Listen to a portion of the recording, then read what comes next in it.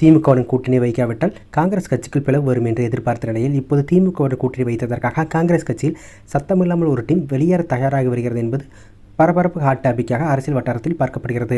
சென்னை எழும்பூரில் தாவேக சார்பில் நடந்த பொதுக்கூட்டத்தில் பேசிய தாவேக தேர்தல் மேலாண்மை பொதுச்செயலாளர் ஆதவ் அர்ஜுனா, காங்கிரஸ் கட்சியில் இருப்பவர்கள் திமுகவுடன் கூட்டணி விரும்பவில்லை, எங்கள் கட்சி அலுவலகத்திற்கு காங்கிரஸ் கட்சி நிர்வாகிகள் வந்து கொண்டிருக்கிறார்கள் என்று பேசினார்.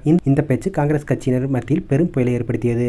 திமுகவுடன் தொகுதி பங்கீட்டை முடித்த நிலையில் காங்கிரஸ் கட்சி நிர்வாகிகள் யார் தாவேகவுடன் தொடர்பில் இருப்பது என்ற விவரங்கள் தேடியது காங்கிரஸ் தலைமை. நிலையில் காலை தமிழ்நாடு காங்கிரஸ் கமிட்டியின் பொதுச் செயலாளருமான உள்ள டி. செல்வம் கட்சியிலிருந்து நீக்கப்படுவதாக அதிகாரப்பூர்வமாக அறிவித்துள்ளது மாநில காங்கிரஸ் தலைமை. தாவேக தரப்புடன் தனியாக பேச்சுவார்த்தை நடத்தியதாலே இந்த முடிவை எடுத்திருப்பதாக காங்கிரசார்கள் சொல்கிறார்கள். அதே நேரம் செல்வம் மட்டும் தாவேகவுடன் பேசவில்லை, மேலும் சிலரும் கட்சி மாறும் யோசனையில் இருக்கிறார்கள் என்கிறார்கள் காங்கிரஸ் கட்சியினர்.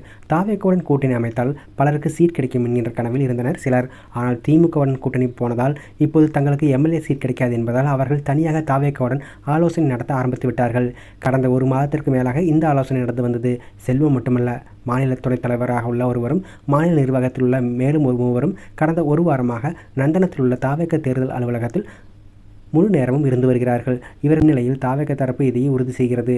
ஆதவ் அர்ஜுனா சும்மா ஒன்றும் பேசவில்லை, காங்கிரஸ் நிர்வாகிகளுடன் பேச்சுவார்த்தை நடத்தி முடித்த பிறகு பேசியிருக்கிறார் என்கிறார்கள் தாவேக நிர்வாகிகள். தாவேகாவில் காங்கிரஸ் கட்சியிலிருந்து வருபவர்களுக்கு முன்னுரிமை கொடுக்க முடிவாகியுள்ளது.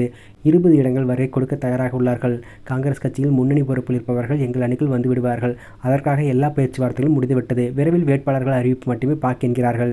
பொதுச்செயலாளர் செல்வம் தலைமையில் காங்கிரஸ் கட்சியிலிருந்து வெளியேறுபவர்கள் ஒரு அணியாக தனி சின்னத்தில் போட்டியிட திட்டம் இருப்பதாகவும் தெரிகிறது.